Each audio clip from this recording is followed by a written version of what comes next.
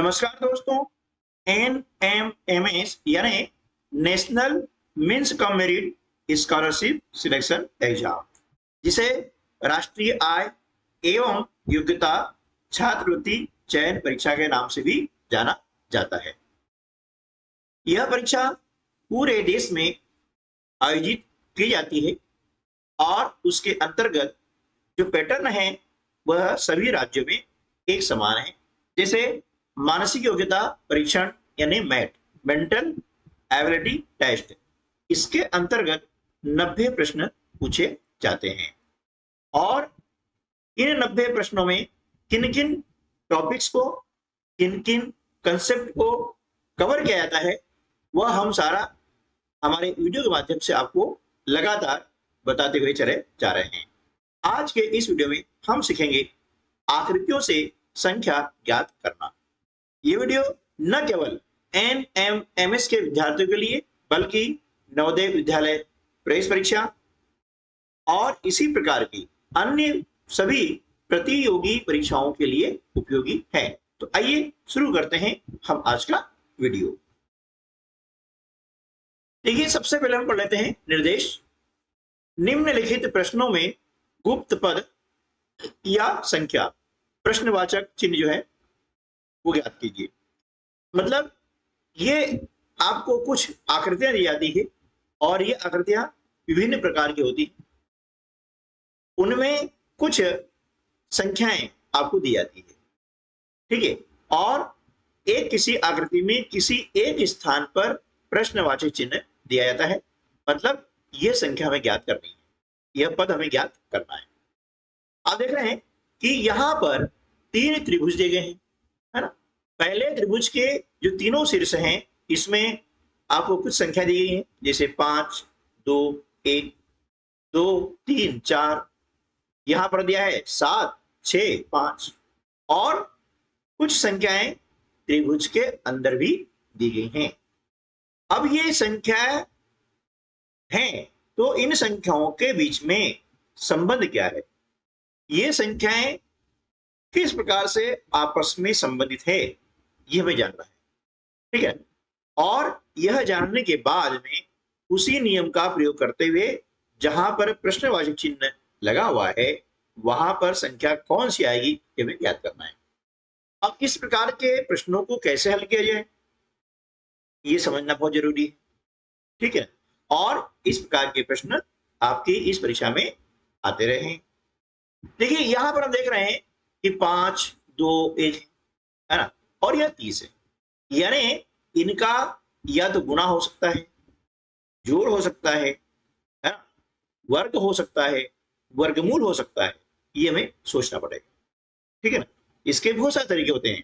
तो यहां पर हम देख रहे हैं कि ये 30 आ रहा है, यानी इनका यदि गुणा करते हैं तो 30 नहीं आ रहा है, क्योंकि 5 दूनी 10, 10 एकम 10 आ रहा है, ठीक है ना। 30 नहीं आ रहा है। अब फिर देखते हैं कि ये संख्या है, इनका वर्ग ज्ञात करें।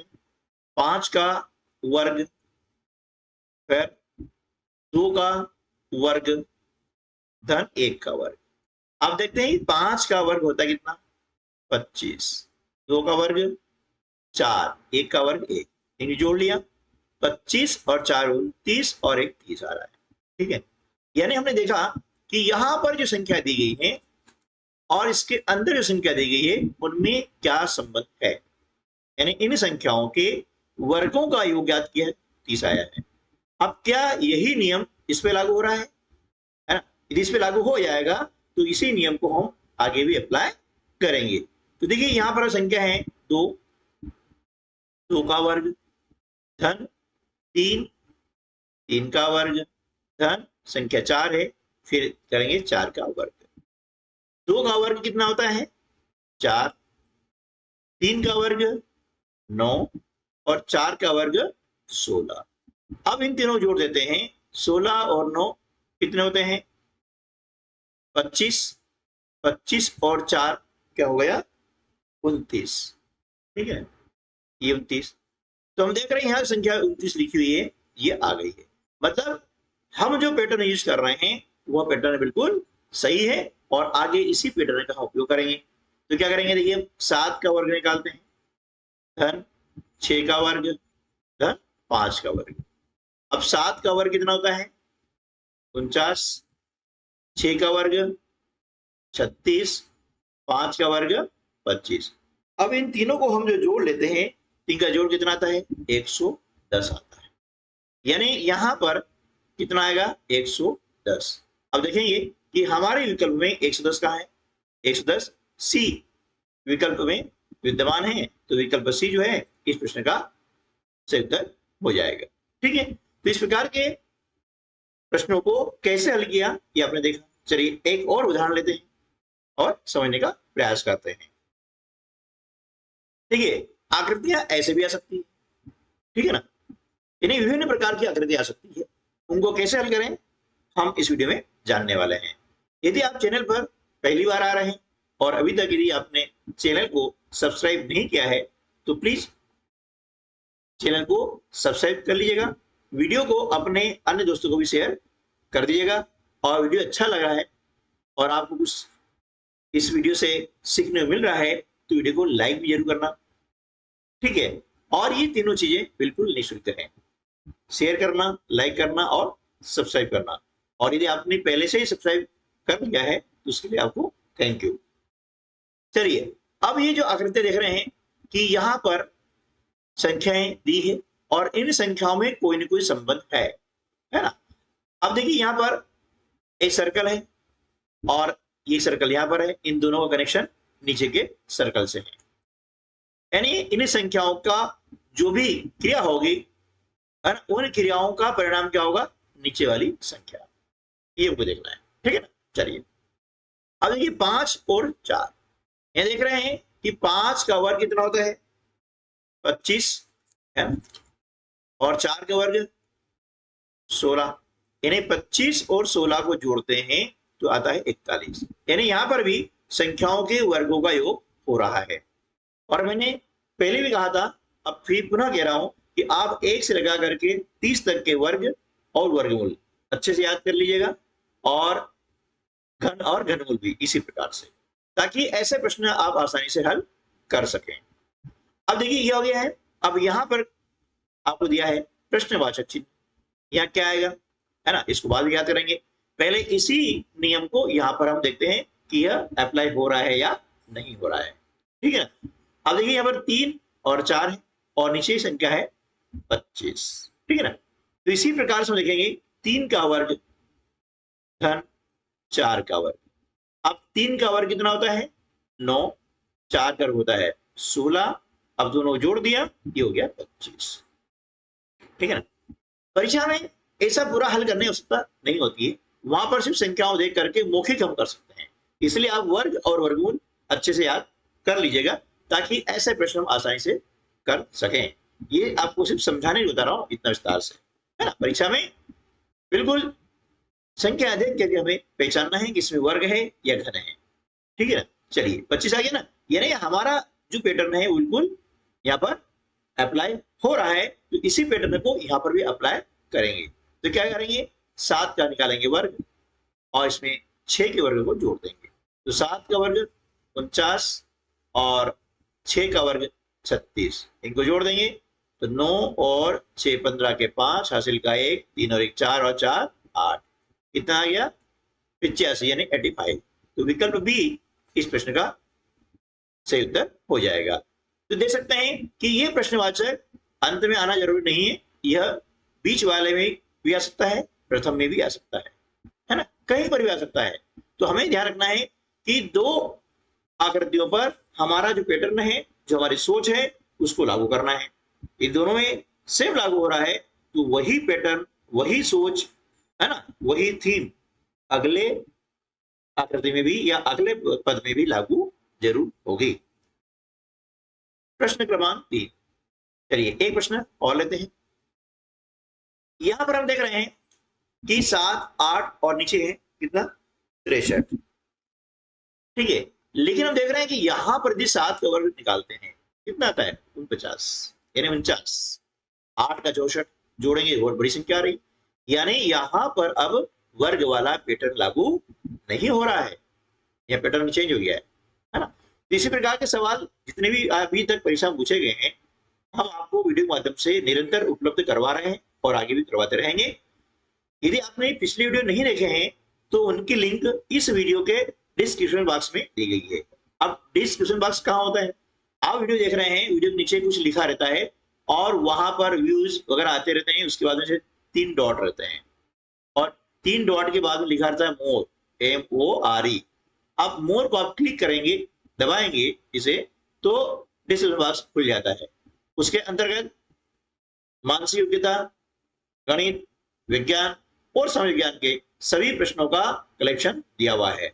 आप उन्हें पढ़ें, समझें, सीखें और इस परीक्षा में सफलता अर्जित करें।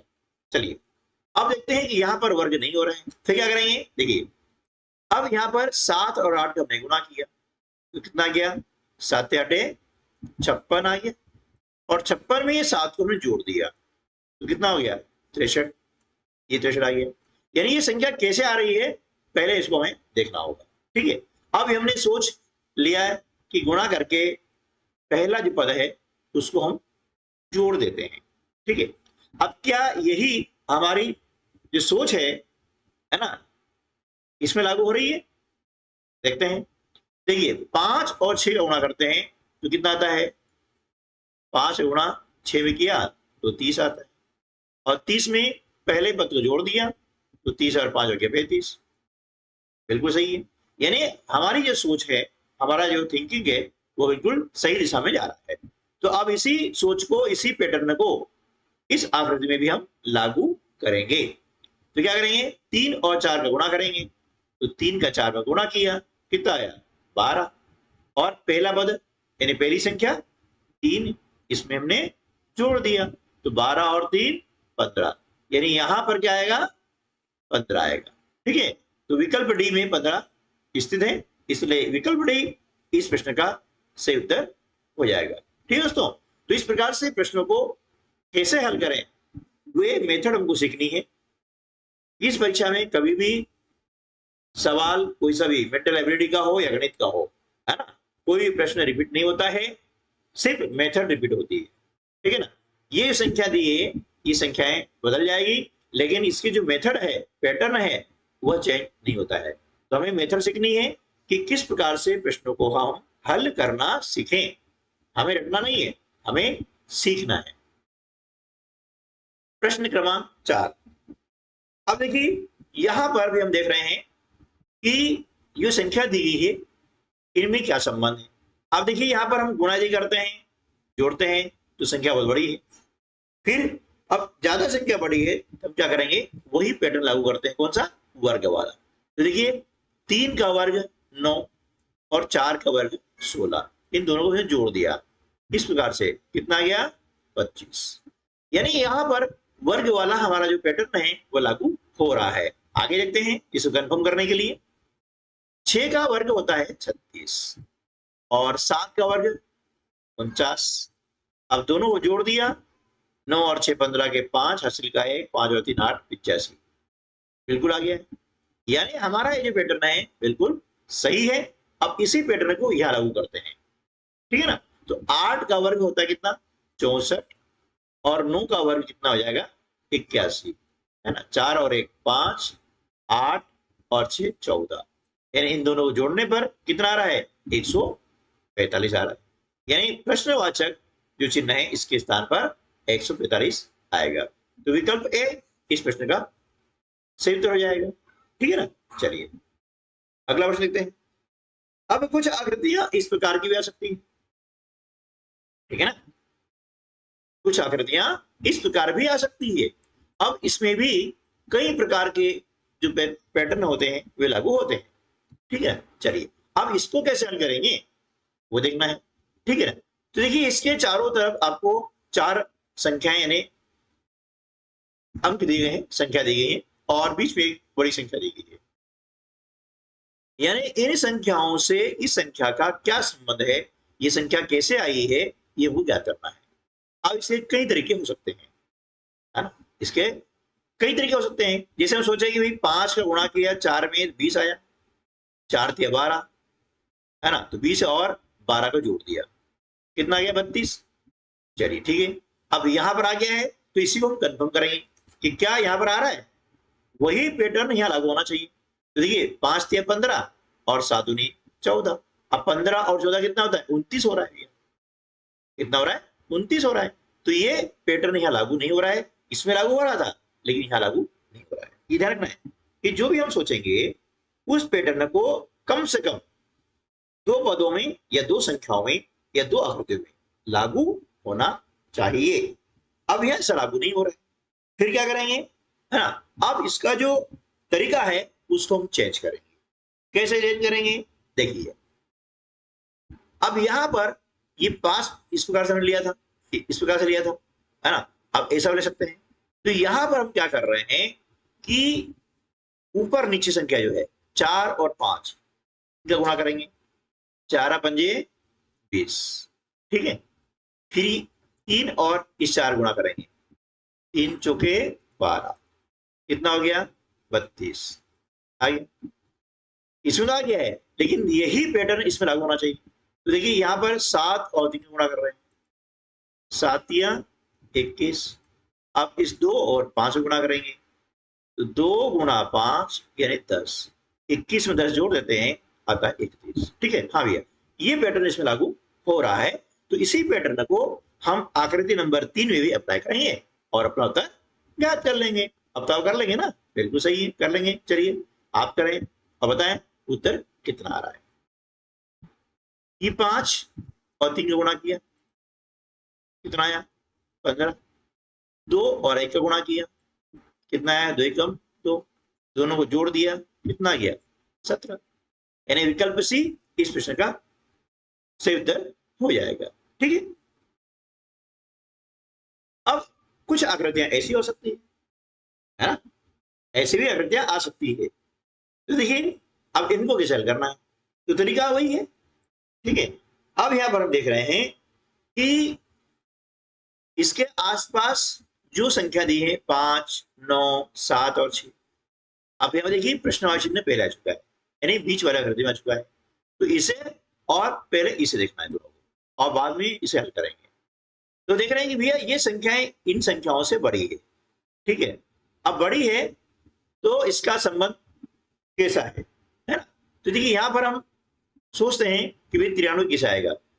तो 7 का गुणा हम 9 में करते हैं, इन संख्याओं का गुणा करते हैं। तो 7 9 63, और इन दोनों संख्याओं का भी गुणा कर लिया जाता है, 5 6 30। अब इन दोनों को हमने जोड़ दिया तो आ गया 93। ठीक है, अब यहां तो आ गया है।